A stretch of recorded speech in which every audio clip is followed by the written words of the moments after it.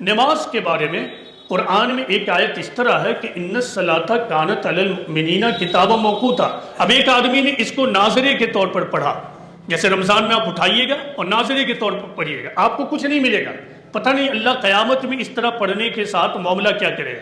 تو جس نے ناظرہ کے طور پر پڑھا اس کو کچھ نہیں ملا، لیکن اب ایک آدمی نے اس کو پڑھا، وہ عربی جانتا تھا یا پھر اپنی زبان میں قرآن کے ترجمے کو اٹھایا اور وہ اس آیت پر پہنچا، تو اس کو یہ معلوم ہوا کہ اللہ تعالیٰ نے کہا کہ ان الصلاۃ کانت علی المؤمنین کتابا موقوتا، یعنی مسلمانوں کے اوپر، اہل ایمان کے اوپر اپنے مقررہ وقت پر نماز فرض ہے.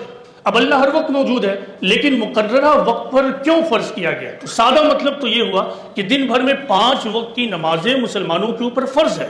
لیکن اب ایک آدمی اس پر مزید غور و فکر کرے گا، تدبر کرے گا، وہ پائے گا کہ خدا تو 24 گھنٹہ میرے پاس موجود ہے. ہم کسی وقت بھی نماز پڑھ سکتے تھے جیسا کہ ہم نفلی عبادتیں کرتے ہیں، لیکن نماز، فرض نماز کے لیے اللہ نے مقررہ وقت کیوں رکھا؟ وہ غور کر کر اس نقطے پر پہنچے گا کہ اللہ تعالیٰ یہ چاہتا ہے کہ ہم اپنی زندگی میں ڈسپلین کو ڈیولپ کریں، ضابطہ کو ڈیولپ کریں. یعنی نماز کیا ہے؟ نماز کا ایک مطلب ہے اللہ سے ملاقات. تو اللہ سے ملاقات کے لیے اللہ تعالیٰ نے ایک وقت کو مقرر کر دیا.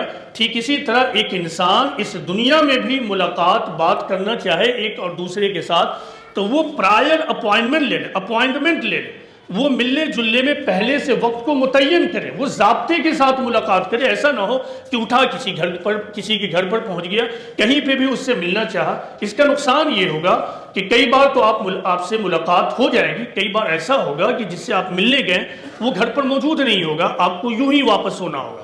آپ جائیں گے، وہ دوسرے کام میں انگیج ہوگا، وہ آپ سے معذرت کر لے گا اور اس طرح آپ کا وقت ضائع ہوگا. تو یہ تدبر کرنے کے بعد آپ کو یہ بات معلوم ہوئی کہ اللہ تعالیٰ یہ چاہتا ہے کہ اس دنیا میں آدمی ڈسپلین کے ساتھ رہے، اور ملاقات کی ڈسپلین یہ ہے کہ آدمی ہمیشہ اپوائنٹمنٹ کے ساتھ ایک دوسرے سے ملاقات کو طے کرے.